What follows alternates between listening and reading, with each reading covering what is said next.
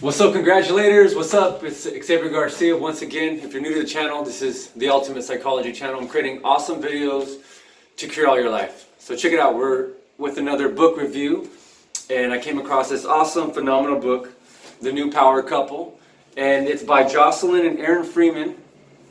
And I came across them watching a Tony Robbins and Dean Graziosi infomercial about the Knowledge Business Blueprint.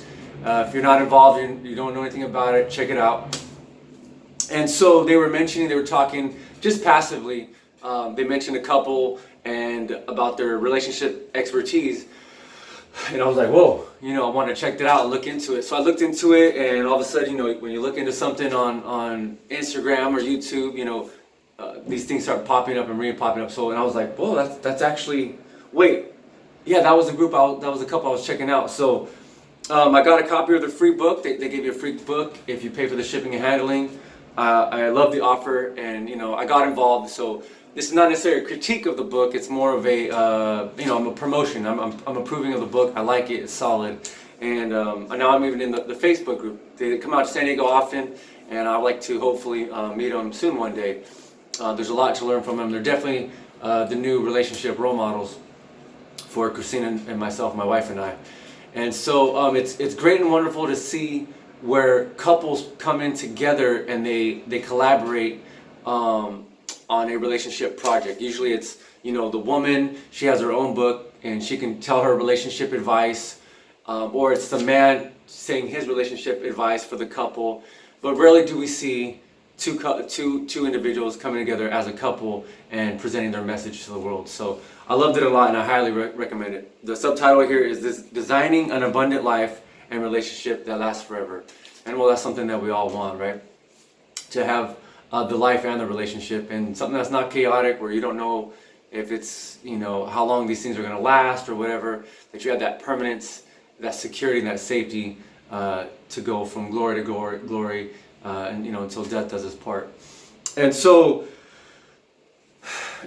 and even being best friends forever in heaven, right? So that's my spiritual, my Christian belief. So I got the book, I liked it, I loved it, and my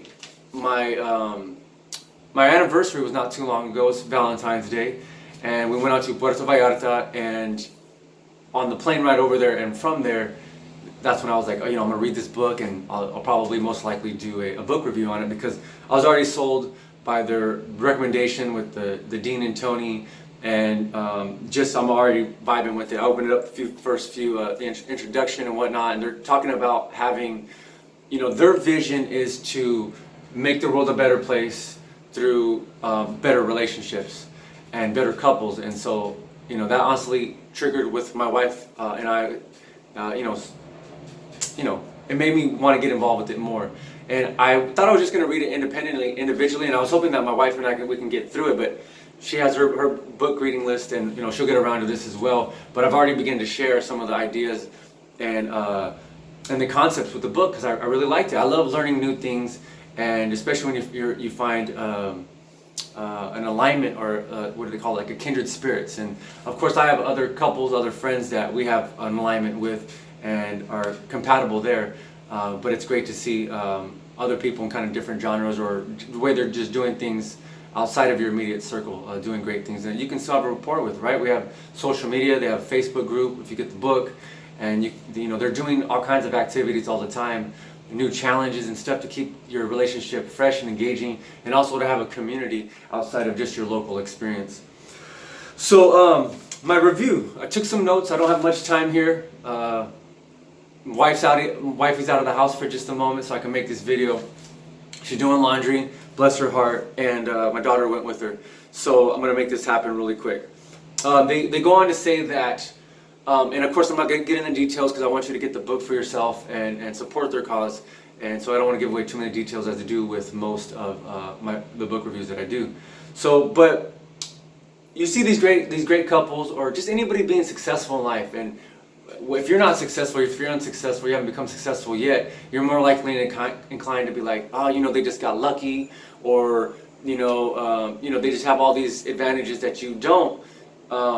Usually we start off in life, depending where you are, you have a reason why someone is successful or not, and usually we're born not knowing how the world works and the truth about reality, and so we're gonna say blame. Usually, some people are gonna blame others for their misfortunes, or some people are going to be inspired by other people's success and see it as a challenge to grow and have a positive outlook on it. So wherever you come from, it doesn't matter. What matters is that ultimately you can have the success that that you're kind of destined for, right? That's your birthright. So they go on to say that, hey, we didn't come into this relationship. It's not always been smooth and easy, but we put in a lot of work and effort, and the hard work is paid off. So that's why we know they've reflected on the things that have worked for them as they have gone on this journey of personal growth, and they're just sharing their insights and all their experiences. They're encapsulated in this book, and it's a quick read. It's super easily written, and you can get through it in a strong weekend if you have that much time available to you. But if not, it's not always necessary to get through a book fast, because something like this you want to digest and go through it so you can really incorporate these ideas, these beliefs, these attitudes into your own life, and obviously reference back to them as you kind of face these things and revisit them for extra thoroughness and for practice, right? So they go on to say, hey, this wasn't lucky. We put a lot of work into it. And then they go into explaining what a power couple is and what it's not. It's not about being better than other people or having a certain status, but more about two individuals striving to grow into their full potential individually, and merging that potential to create something greater than where the whole is greater than the parts, and creating a we team as opposed to this is me and that's my wife, or this is my wife. It's about us and we. And it's a collaborative effort, and I love that theme that is threaded throughout the whole message in the whole book. So again, it's not about being better than others, but about being your best version, and your best version as a couple, as an item. Talking about relationships are not fixed, right? We think that, okay, once I put a ring on it, then it's all smooth sailing from there. And it's not. This is something that we have to continuously have to cultivate and pour into, and take out things that don't belong. Sometimes things are working for us and they're good for right now. They're good for a season in our life, but when they no longer serve us, we have to remove them out of our life, whether it be certain habits that we do or certain type of lifestyle choices that we make. Sometimes they no longer serve us, or when we find out that those things are stale, like to add in something new, spicy, different. Maybe we weren't travelers because in a certain season of our life or chapter, maybe we were focused on something. Maybe it was getting that promotion or getting through school, and now we have the freedom to go out and enjoy a world traveling experience, or vice versa, right? We were all about traveling, and now we're going to start having children, having kids, and now we're going to have more of a home life, for example, but to really still find the romance and excitement even in that. They haven't mentioned having children, so I don't think they do, but they kind of cover the broad spectrum and the generalness of it, wherever a season of life you are in your relationship. So they go into, as basically as you're setting off, boy meets girl, you guys you hook up wherever you're at in your life, if you're already deep into a relationship, you can trace your steps back and start setting a new future for yourself. Or if you're not in a relationship, or if you're a new couple, you can definitely take advantage of it, because that's how the structure or the flow of the book goes. So you meet up,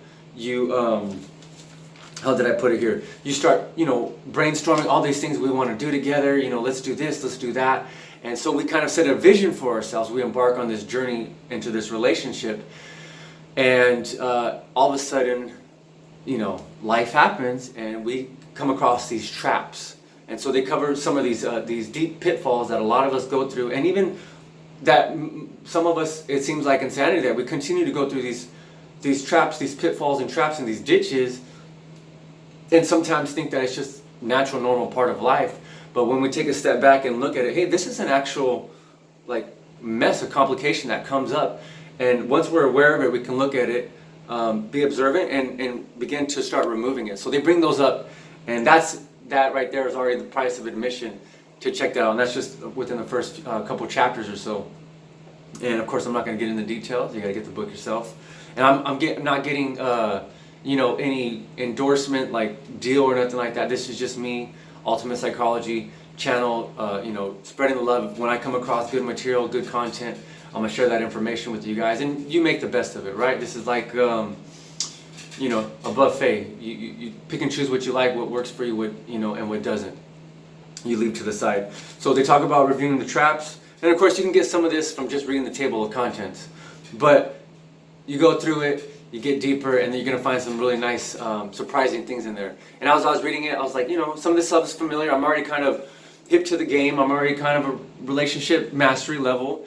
And of course, there's always room to grow. And so I'm like, okay, I'm familiar with these concepts, but to see someone else put out their fresh perspective, they put some nuances on it, and it still feels, they still make these things like you're hearing them almost for the first time again.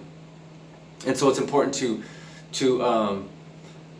so what if you've already heard this before?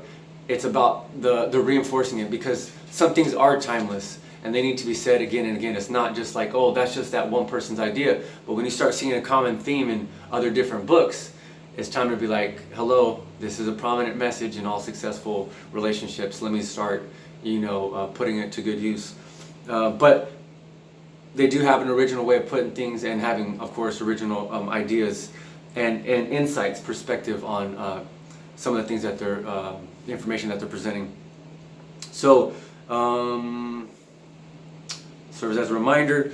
So chapter 5, I want to jump to chapter 5. It says how to approach your relationship. And then again, that goes back to what I was talking about earlier about that it wasn't lucky, and that it's your attitudes, beliefs, and one way of looking at things.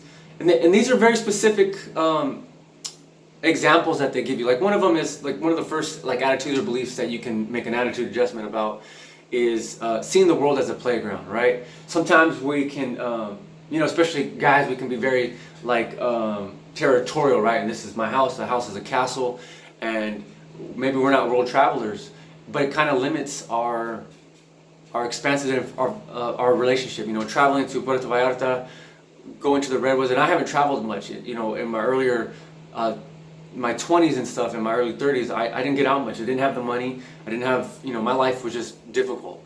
And so now that I'm gaining speed, and I'm coming up and growing into my fullest potential and growing into my greater self, I can start doing these things. And of course, I have to thank my wife a lot for that. Of course, the grace of God as well as blessings. But now we can do things, and I can see how much I feel like I'm living in a book, because I can go on a romantic vacation now that we've practice principles like that are mentioned in this book, and master the relationships, and taking that outside in the world and experiencing being in new environments where we had tacos there and they were so delicious, but I'm like, these are the same tacos that we have in San Diego, but being on vacation, not having to work, being with the person you love the most than anyone else in the world, and being in a new location, your senses are heightened, and the tacos just taste so delicious. And so that's why it's important to take your game and to do different things and expand outside of your comfort zone. Let's talk about having a zone of genius, right? We all have an area of our lives where we're actually geniuses at. And there's some parts where we're absolutely ungenius at, but we have to know our strengths, so that way we can meld them together and know how to combine our forces for the greatest impact, and to create the greatest life that we can together. A super highlight from this chapter is they go over some questions. Usually at the end of your day, you're like, or in the beginning of your day, you're like, hey babe, have a great day, kiss on the cheek or lips, and you guys are gone. Have a nice day, right? But they give you some power questions there to help set up your day. And I like, it's cute. Some people might think it's kind of like, I don't even have to do all that, but you're missing out on, your life's gonna stay bland that way. And this is also a conversation starter. It gets your mind creative and thinking, and it makes you more productive. It makes you more alive in life and more engaged in life, and especially with your partner, because you guys are both doing life together.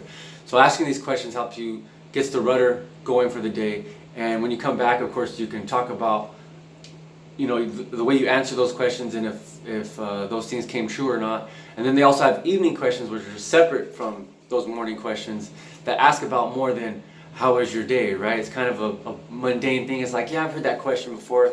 So they got some energizing questions that I loved, and I picked up right away. And I was like, babe, da da da da. Can I read some questions out of the book for you?